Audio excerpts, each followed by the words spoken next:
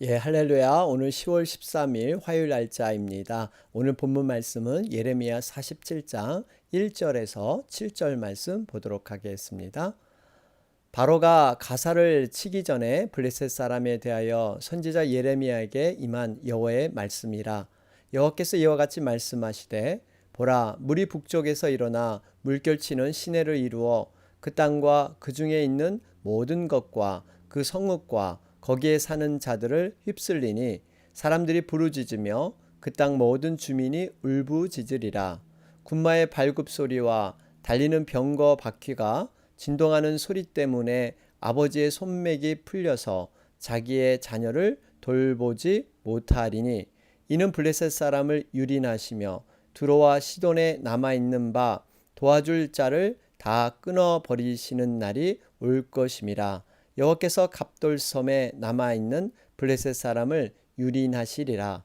가사는 대머리가 되었고 아스글론과 그들에게 남아있는 평지가 잠잠하게 되었나니 내가 내 몸 배기를 어느 때까지 하겠느냐. 오라 여호와의 칼이여, 내가 언제까지 쉬지 않겠느냐. 내 칼집에 들어가서 가만히 쉴지어다. 여호와께서 이를 명령하셨은즉 어떻게 잠잠하며 쉬겠느냐. 아스글론과 해변을 치려하여 그가 정하셨느니라 하니라. 아멘. 예, 오늘 또 주간 새롭게 시작하는 새벽 예배입니다. 여러분 꼭 성경 말씀을 펴시고 함께 묵상해 주시기 바랍니다. 우리가 지난 토요일이었죠. 유다의 문제는 가정 내에도 이제는 우상 숭배가 만연되었다는 겁니다. 특별히 여자를 중심으로 하늘의 여왕을 섬기는 일이 있었죠. 여러분, 이 하늘의 여왕은 중동과 지중해 또 세계 각처에 퍼져서 우상 숭배로 이렇게 성행하게 됩니다. 아스다롯, 아세라 같은 이름이죠. 그리스에서는 헤라라고 칭했고요. 로마에서는 주노 이런 이름으로 불리기도 했습니다. 지금 이 가정의 우상 숭배가 만연되어 있고요. 가족들이 이것을 방임하고 아무도 책망하지 않은 이러한 상황. 결국 가정이 무너지니까 나라도 무너질 수밖에 없는. 여러분, 그래서 우리가 가정의 신앙을 위해서 여러분 간절히 기도해야 될 줄로 믿습니다. 자, 그러면서 예레미야 46장 1절부터 12절 말씀이었죠. 주일날 말씀이었습니다. 여러분, 우리가 앞으로 살펴볼 46장부터 51장은 이방 나라에 대한 하나님의 심판 예언이 기록되어 있습니다. 그래서 46장에는 그 첫 번째로 애굽에 대한 심판을 기록하고 있죠. 여러분, 모든 열방의 흥망성쇠는 하나님의 주권 아래서 이루어지고 있습니다. 애굽이란 군대는 사실 너무나 강력한 군대였습니다. 나일강이 범람해서 온 땅을 이렇게 덮음같이 애굽의 군사들은 그만큼 기세가 등등했죠.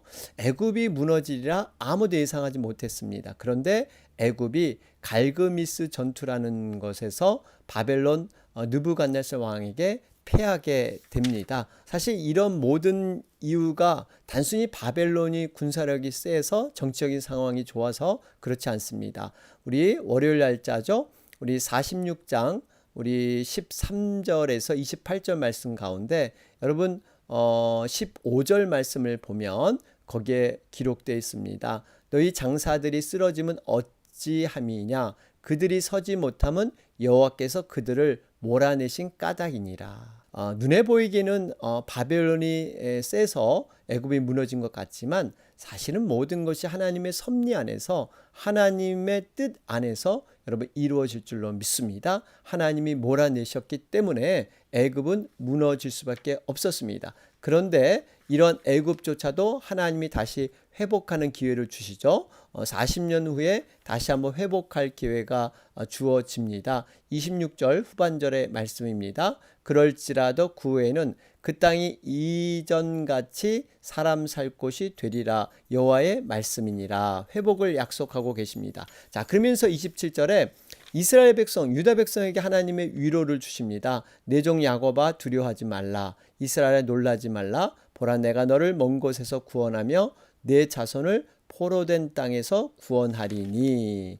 여러분, 세상이 심판이 가득 차도요, 하나님의 백성은 하나님께서 반드시 구원하실 줄로 믿습니다. 끝까지 돌보시는 하나님의 사랑이세요. 심판대에 선 이스라엘 백성들 두려워하지 말고 위로를 주는 귀한 말씀인 것입니다. 자, 그러면서 오늘 화요일 날짜입니다. 예레미야 47장 1절부터 7절 말씀, 오늘은 블레셋에 대한 하나님의 예언의 말씀이 기록되어 있습니다. 참고적으로 여러분, 블레셋 사람들은요, 이 사람들 유럽 계통의 사람들입니다. 지중해 그레데 섬에서 쫓겨온 사람으로서 원래는 애굽에 정착하려고 했죠. 그런데 실패해서 가나안 땅 일부를 차지해온 그런 민족들이죠. 사실 이 블레셋을 여호수아 가나안 땅 정복 때 제대로 하지 못했습니다. 그래서 지금 블레셋을 팔레스타인 이렇게 불리죠. 팔레스타인 이렇게 여러분 불리는 이유는 예전에 로마의 디도 장군이 로마 제국에 항거했던 그러한 사람들이 바로 이 가나안 사람도 아니고 이스라엘 사람도 아닌 이렇게 블레셋 땅에 붙어 살았던 바로 팔레스타인, 바로 이들이라고 이름을 명령했기 때문에 팔레스타인 이렇게 된 거죠. 여러분, 그래서 지금 이제 중동의 분쟁에 씨앗이 되고 있는 바로 이 팔레스타 지구, 팔레스타인들, 이것이 바로 블레셋 사람들의 후손인 것이죠. 이런 역사적인 배경이 있고요. 어쨌든 간에 이 블레셋에 대한 심판을 이렇게 지금 예언하고 있습니다. 우리 1절 말씀을 보면, 바로가 가사를 치기 전에 블레셋 사람에 대하여 선지자 예레미야에게 임한 여호와의 말씀이라. 여러분, 시대적인 의미를 좀 우리가 깨달아야 합니다. 지금 블레셋이 어디에 이렇게 위치하고 있느냐? 여러분, 블레셋은요, 가사라는 것은 먼저 블레셋을 대표하는 5성읍 중에 하나가 됩니다. 우리 5성읍은 가사, 가드, 아스글론, 아스돗, 에글론. 이것은 교통과 상업의 중심지였고요. 특별히 블레셋이 섬겼던 이방신, 바로 다곤의 신전이 있는 곳, 그것이 가사였습니다. 가사는 특별히 이 블레셋 지역에서 가장 남쪽에 위치한 도시였습니다. 이 남쪽에 위치하다 보니까 애굽이랑 이렇게 붙어 있었어요. 그래서 이 블레셋은 계속 이스라엘 백성들의 그 허리를 치는 그런 역할을 하게 되죠. 어쨌든 간에 여러분, 이 애굽이 볼 때 애굽이 이제는 위쪽으로 이 지중해에 붙어 있는 이 블레셋을 통과해야만 사실 어떠한 그 무역도 하고 어떠한 그 전략적으로 이렇게 진출할 수 있는 그런 기회가 있습니다. 그래서 항상 애굽에서는 이 블레셋을 공격하려고 하는 이런 마음이 있었죠. 그래서 항상 블레셋에 대한 그런 마음이 있었는데, 지금 보니까 2절 말씀을 보면 애굽이 아니라 여기 보면은 보라, 물이 북쪽에서 일어나 물결치는 시내를 이루어, 이거 물이 북쪽에서 이렇게 넘어온다 라고 말씀하고 있습니다. 여러분, 이 북쪽은 블레셋을 치는 바벨론을 의미하고 있습니다. 여러분, 그러니까 지금 예상하기는 애굽이 쳐들어올 것 같은데 실제로 당하는 건 바로 바벨론에 의해서 이 블레셋이 이렇게 공격을 당한다는 거예요. 그런데 더 중요한 것은 사실 애굽과 블레셋, 이러한 보이는 국가에 의해서 블레셋이 이렇게 넘어지는 것 같지만 사실 하나님께서 모든 것을 이루신다는 거예요. 애굽도 마찬가지였죠. 우리 4절 말씀을 보실까요? 4절 말씀 후반절을 보면, 여호와께서 갑돌섬에 남아있는 블레셋 사람을 유린하시리라. 여기 보면 분명히 주어가 여호와께서, 하나님께서 모든 역사를 이루신다. 그러니까 애굽도 아니고 바벨론도 아니고 하나님의 섭리 안에서 결국 블레셋이 멸망하게 될 것이다. 이렇게 말씀하고 있습니다. 여러분, 이것이 굉장히 중요합니다. 역사의 중심은 하나님이 이루세요. 인간들이 자신들이 중심으로 어떤 정치적인 상황, 어떤 이득과 이런 손해의 관계에서 이렇게 모든 것이 이루어지는 것처럼 보이지만, 여러분, 하나님의 간섭과 섭리 안에서 이루어진다는 사실입니다. 그래서 역사를 우리가 히스토리라고 하잖아요. his 바로 하나님 바로 스토리 그분의 이야기 하나님의 이야기가 펼쳐지는 것이 곧 역사인 줄로 믿습니다. 그렇기 때문에 우리가 역사의 주인은 하나님이시다. 그 하나님이 바로 우리의 아버지 되십니다. 그리고 하나님의 그 말씀 안에서 살아가는 것이 역사 안에서 온전하게 살아가는 방법이다 하는 분명히 확신이 있어야 될 줄로 믿습니다. 자, 그러면서 우리가 2절 말씀에서 여기를 보면 분명히 블레셋 멸망에 대해서 예레미야가 얘기를 하는데요. 이렇게 북쪽에서 물결치는 시내 이것을 통해서 이렇게 멸망하게 된다.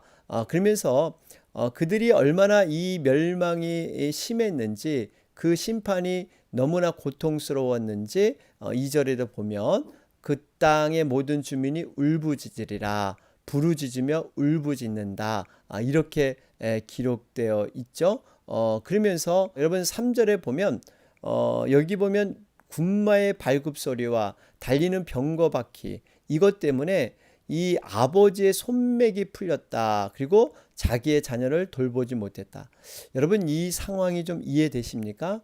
얼마나 엄청난 군대에 강한 그 군사력이 쳐들어왔는지 혼비백산 됐다는 거예요. 그래서 자기 자녀를 돌볼 여유가 없이 이제는 모든 것이 다 이렇게 주저앉을 정도로 이만큼 무서운 그러한 공격이 가해진 것입니다. 여러분 이걸 보면 유다 백성과의 심판을 좀 비교해 볼 수가 있습니다. 여러분 유다 사람들 비록 하나님께 범죄했지만 그 나름대로 하나님이 택한 백성이었다는 사실이에요. 하나님께서는 46장을 보면 유다 사람에게 대해서 패역한 자라고 하나님이 말씀하시기도 하지만 동시에 내 종 야곱 여러분 그래서 하나님은 보호하시고 그들을 다시 회복시켜 주실 것이다 약속하고 있는 것이죠. 여러분 이것이 바로 하나님의 자녀에 대한 하나님의 마음이십니다.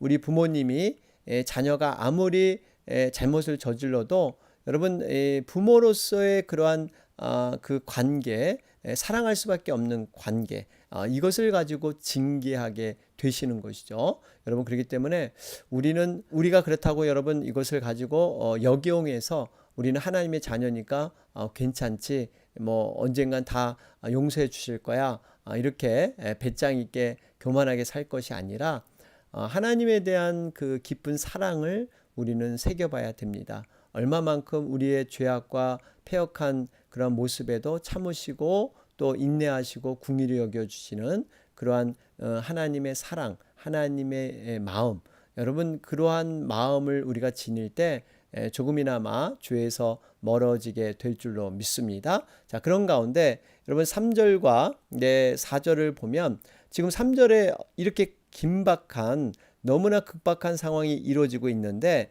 4절에 보니까 그들이 나름대로 믿었던 구석이 있었어요. 그것이 바로 두로와 시돈입니다. 그들이 도와줄 줄 알았습니다.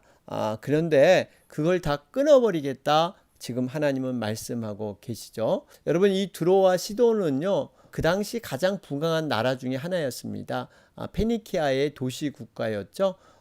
그들은 이렇게 특별히 블레셋과는 동맹국이었어요. 어려움이 있을 때마다 이렇게 도움을 줬던 그래서 이 두로와 시돈이 도움을 주게 되면 그들은 이 상황에서 벗어나지 않을까 하는 그러한 마음이 있었는데 하나님께서 그것을 다 끊어버리겠다 지금 말씀하고 있습니다. 여러분 이 말씀은 우리에게 주는 영적 교훈이 있습니다. 심판날이 될 때 우리가 모든 믿었던 것들 하나님 외에 모든 의지했던 것은 무용지물이 될 수밖에 없다는 거예요. 이것으로 될 것 같고 저것으로 뭔가 이루어질 것 같지만 하나님의 심판날이 되면요 다 그것이 속수무책 아무 소용이 없어진다는 것입니다. 여러분 그렇기 때문에 우리가 하나님 외의 것들 믿고 의지하지 않는 훈련 이것이 신앙 훈련이죠. 분명히 심판 때가 되면 모든 것은 다 필요 없습니다. 오로지 믿음만이 여러분 구원받게 될 줄로 믿습니다. 자, 그런 가운데 근데 5절 말씀을 보면 이 가사는 대머리가 되었고 아스글론과 그들에게 남아있는 평지가 잠잠하게 되었나니. 여러분, 대머리가 되었다는 것은 굉장히 수치스러운 이러한 그런 모습이죠. 이렇게 수치스럽게 되고 평지가 잠잠하게 될 것이다. 아무 쓸모가 없는 무력화된다는 것이죠. 이게 심판의 결과입니다. 그런데 한 가지 중요하게 봐야 될 것이 5절 후반절이에요. 내가 내 몸 베기를 어느 때까지 하겠느냐. 여러분, 몸을 왜 뱄을까요? 이것은 극단적인 슬픔과 애통을 나타내는 풍습이기도 하지만 또 하나는 이렇게 함으로 자신이 믿는 신에게 동정과 도움을 청하는 아주 미신적인 행동입니다. 여러분, 이렇게 사람이 신을 감동시킬 때 할 수 있는 사람의 공로 노력 가운데 가장 좋게 보이는 것은 자기 몸을 자의하는 것이죠.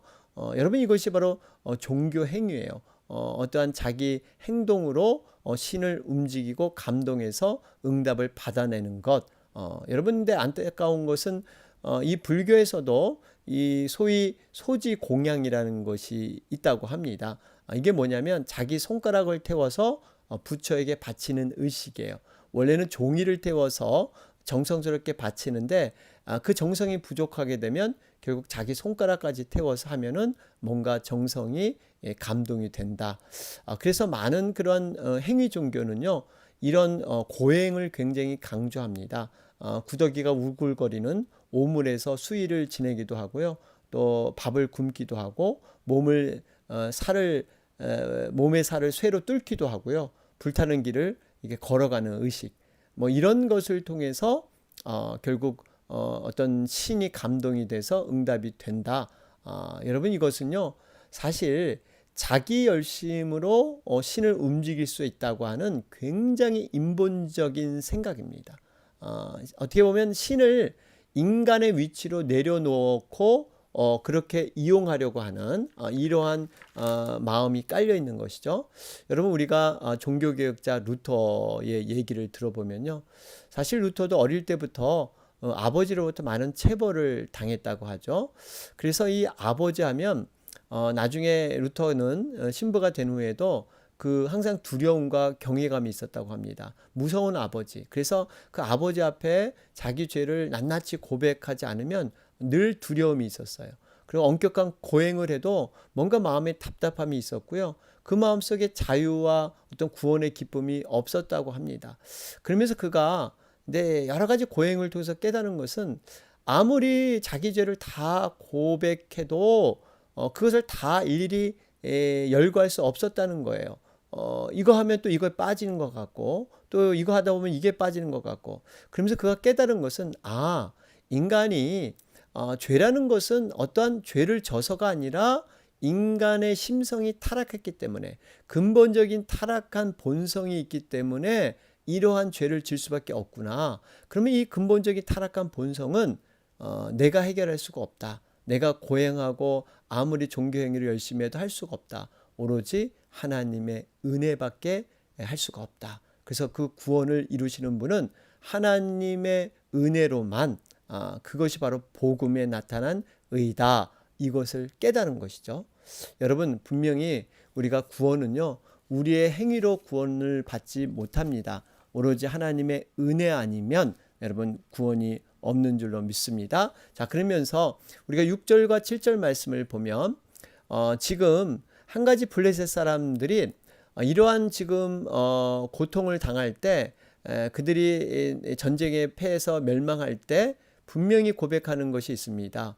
오호라 여호와의 칼이여. 그러면서 또 7절에도 여호와께서 이를 명령하셨은즉, 여기 보니까 이 여호와의 칼이여, 그러니까 지금 블레셋이 비록 이방 민족이었지만 자기들이 바벨론 침공을 당해서 이렇게 당하게 무너지게 된 것은 하나님의 심판에 대해서 그들이 인지하고 있다는 것입니다. 그런데 지금 이렇게 고통 가운데 이것을 애통하고 절구하면서 정말 이런 힘듦을 그들은 이렇게 고백하지만, 여러분, 하나님께서 징벌을 내리기로 결정하신 후에는요, 돌이킴이 없다는 겁니다. 우리가 6절에도 여호와 가리어 내가 언제까지 쉬지 않겠느냐, 내 칼집에 들어가서 가만히 쉴지어다. 정말 이 심판이 결정이 되면요, 하나님께서 칼을 칼집에 꽂지 않고 가감히 모든 것을 심판하십니다. 그러면서 7절에 어떻게 잠잠함에 쉬겠느냐, 아스글론과 해변을 치려하여 그가 정하셨느니라 하니라. 여러분, 하나님이 징벌을 내리기로 결정한 후에는요, 이미 심판이 이루어지고 아무리 그때는 죄를 뉘우치고 애곡하고 회개하더라도 때는 too late, 늦는다는 거예요. 회개는 하나님의 징벌이 임하기 전에, 다시 말하면 종말이 오기 전에 회개해야 됩니다. 우리는 개인적인 종말, 어떤 죽음이라는 것이 있고요, 또 세상의 종말, 예수님의 재림 때 오는 종말, 두 가지의 종말 반드시 거치게 되어 있습니다. 여러분, 이 전에 우리는 자신의 죄를 회개하고 하나님 앞에 구원함으로 선다는 것, 여러분, 이것이 얼마나 복인 줄 모릅니다. 하나님의 때가 있다는 사실입니다. 자, 오늘 말씀 정리해 보면요, 우리가 블레셋사라는 나라를 생각할 때 참 부자 도시라 그랬죠. 그들은 풍요롭게 모든 것을 잘 지내서 모든 일이 잘 풀린 것처럼 보일 수가 있습니다. 우리가 세상을 살아갈 때도 정말 악을 행하면서 세상적이고 오히려 믿는 사람들을 나아가서 조롱하고 핍박하는 사람들, 굉장히 잘 살고 모든 일이 형통해 보이는, 하는 일마다 모든 일이 잘 돼 보이는, 여러분, 이럴 때 우리가 참 하나님의 공의에 대해서 의심할 수가 있는데, 여러분, 우리는 그럴 필요가 없다는 거예요. 시편 37편 1절에서 3절은 말씀하죠. 악을 행하는 자들 때문에 불평하지 말며 불의를 행하는 자들을 시기하지 말지어다. 그들은 풀과 같이 속히 배임을 당할 것이며 푸른 채소같이 쇠잔할 것이미로다. 여호와를 의뢰하고 선을 행하라. 땅에 머무는 동안 그의 성실을 먹을거리로 삼을지어다. 여러분, 우리가 아무리 악한 자들이 득세하고 성공하고 잘 살아가는 것처럼 보여도 반드시 하나님은 심판의 때 반드시 행위대로 심판하신다 말씀하고 있습니다. 여러분, 심판의 주인은 하나님이십니다. 겉으로 보일 때 어떠한 강대국에 의해서 넘어지는 것 같지만 하나님의 섭리와 주관 아래서 모든 것이 움직이고 있다는 사실입니다. 우리가 오늘 이 말씀을 기억하면서 우리 각자 적용하며 하나님 앞에 나아가도록 하겠습니다. 오늘 화요일 날짜입니다. 특별히 여러분, 미국과 한국의 상황, 미국 우리 대선 앞두고 있습니다. 근데 얼마 남지 않았습니다. 정말 하나님의 사람, 하나님이 정말 주장하는 귀한 그러한 대통령이 뽑힐 수 있도록 위해서 기도하며, 또 코로나 사태 회복을 위해서 계속해서 기도해 주시겠습니다. 다 같이 기도하겠습니다. 주의 은혜라, 주의 은혜라, 이 자리에 서 있는 것을 주의 은혜라, 주의